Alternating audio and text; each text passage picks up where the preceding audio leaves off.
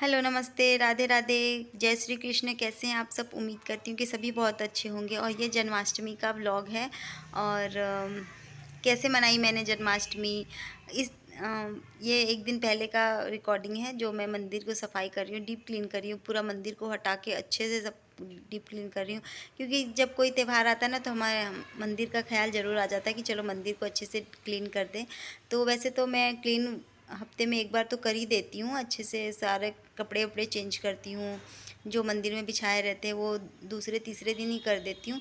लेकिन एकदम deep clean जो होता है ना, पूरा मंदिर को हटा के, वो कभी कभी होता है। जैसे कोई पूजा पाठ हो गया, तो जन्माष्टमी हो गई, दुर्गा पूजा हो गया, दिवाली हो गया, और भी बीच में कभी गंदा लगा तो कर देती हूँ। ऐसा नहीं कि कोई त्यौहार हो तभी करती हूँ। अब व्लॉग पूरा ज़रूर देखना, क्योंकि किस तरह से मैं जन्माष्टमी मनाती हूँ वो पूरा मैंने रिकॉर्ड किया है। दिखाओ क्या बना रही हो? खाना नहीं बना रही।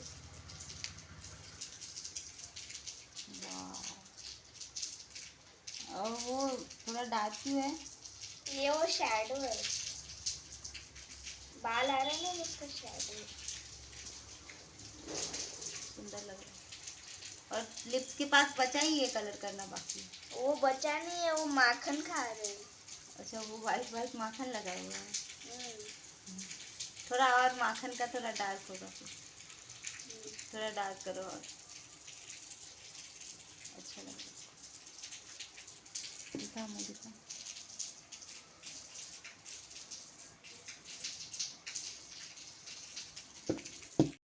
हेलो सभी को, राधे राधे, जय श्री कृष्ण। आज है जन्माष्टमी। जन्माष्टमी की सभी को ढेरों सारी शुभकामनाएं।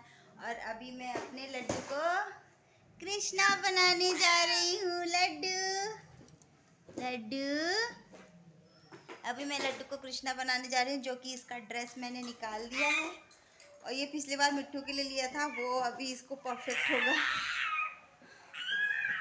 ये। और ज्वेलरी भी निकाल के रखा हुआ है। कैसे चिल्ला रहा है? ये ज्वेलरी भी है इसमें। और अरे दूसरा वाला, दूसरा वाला निकालो ना, वो नहीं, बंद करके रखो, मिट्टू आ जाएगी।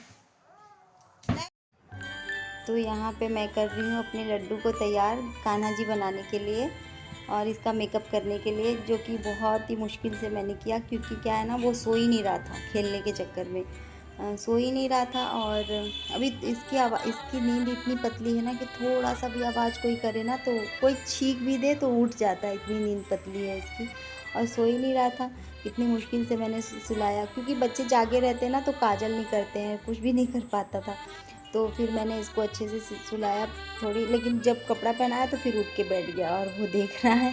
और ज़्यादा देर पहन के भी नहीं रहा। और वैसे तो ये पिछले साल मिट्टू के लिए लिया था मैंने ये वाला ड्रेस, लेकिन उसको थोड़ा टाइट हो रहा था। इसको एकदम परफेक्ट हुआ। बस उसकी धोती थी ना, उसका बेल्ट थोड़ा सा टाइट था, तो ज़्यादा देर पहना भी नहीं। रो रहा था, तो अपने शौक़ के लिए बच्चे को क्यों परेशान करना, तो मैंने थोड़ी देर पहना के थोड़ा बहुत वीडियो लिया और फिर उसके बाद मैं खोल के रख दी। बच्चा मेरा बहुत परेशान हो रहा था, एकदम मुंह बना बना के रो रहा था। फिर मैं निकाल के रख दी। मुझे फिर नेक्स्ट ईयर जब ये थोड़ा सा बड़ा हो जाएगा, तो फिर थोड़ा बहुत समझने वाला भी हो जाएगा, तब उसको अच्छे से। अभी तो बैठता भी नहीं है, तो कोई मतलब ही नहीं ज़्यादा देर पहनाने का। और बाँसुरी भी उसके मुंह में चुभ गई थी, क्योंकि अभी हाथ पैर फेंकता है ना, तो फिर वो बाँसुरी से भी चोट लगा लिया था, इसलिए भी रो रहा था। और मुझे बहुत बुरा लगा, अपने शौक़ के लिए मैंने अपने बच्चे को भी चोट लगा दी। तो फिर मैंने उसे फटाक से निकाल के रख दी। और यहाँ पे कान्हा जी की शॉपिंग होके आ गई थी। कुछ कुछ चीज़ें आ भी गई थी, कुछ कुछ चीज़ें बाकी थी, क्योंकि शाम तक ही कुछ ना कुछ लाते ही रह गए। वैसे तो ऐसा कोई घर नहीं है जिनके यहाँ पे लड्डू गोपाल जी ना हो। तो मुझे जितना पता है, मैं उस तरह से सिंपल तरीक़ों से जन्माष्टमी का त्यौहार मनाती हूँ। आप लोग में जो भी जिनके पास भी लड्डू गोपाल जी होंगे, अब कैसे मनाते हैं प्लीज़ कमेंट में ज़रूर बताना। और यहाँ पे लड्डू गोपाल जी की जो भी शॉपिंग है, वो सब दिखा रही हैं कि ये लेके आई हूँ, वो लेके आई हूँ।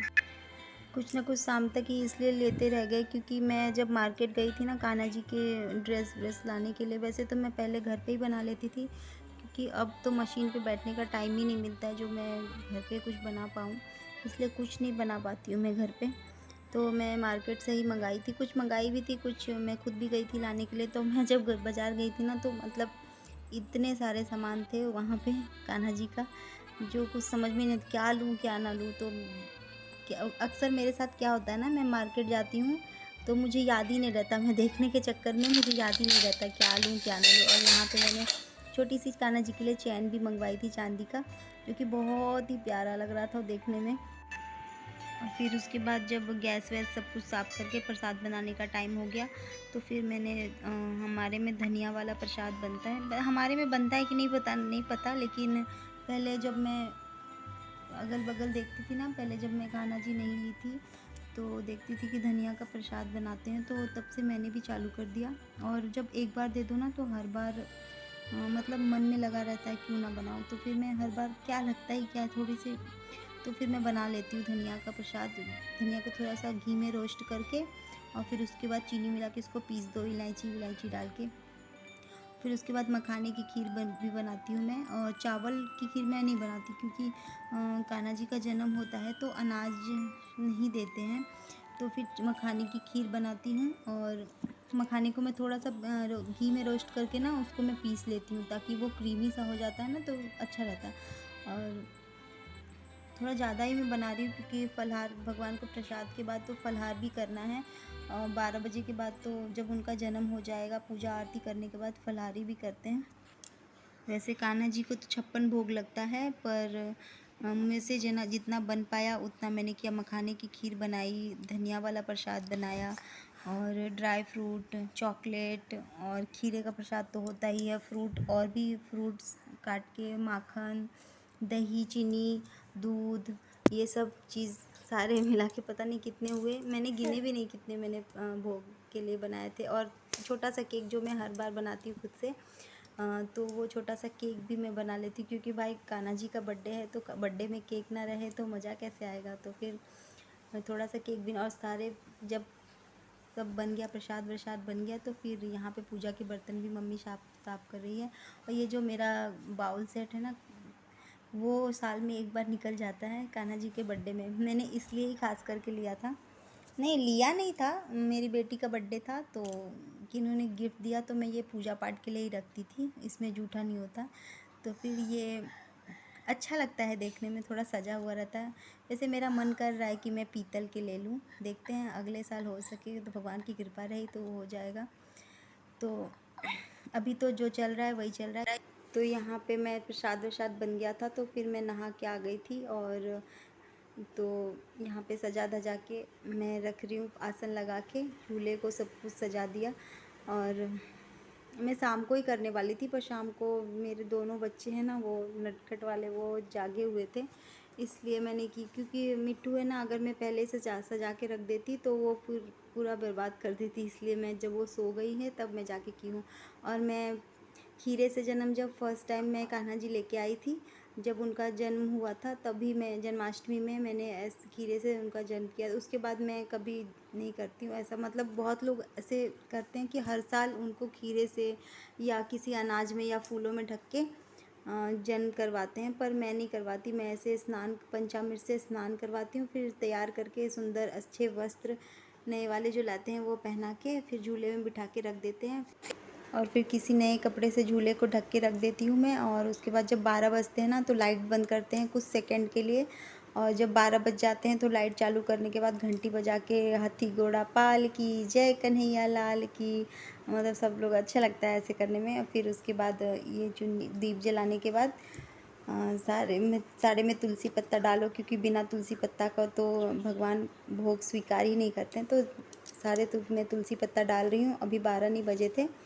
और फिर जब 12 बजने में कुछ सेकंड रहता है ना, तो लाइट हम लोग बंद कर देते हैं। और उसके बाद जब 12 बजता है तो घंटी, शंख सब बजा के कान्हा जी का हैप्पी बर्थडे मनाते हैं हम लोग। इस तरह से मैं मनाती हूँ। आप लोग कैसे मनाते हैं प्लीज़ कमेंट में ज़रूर बताना।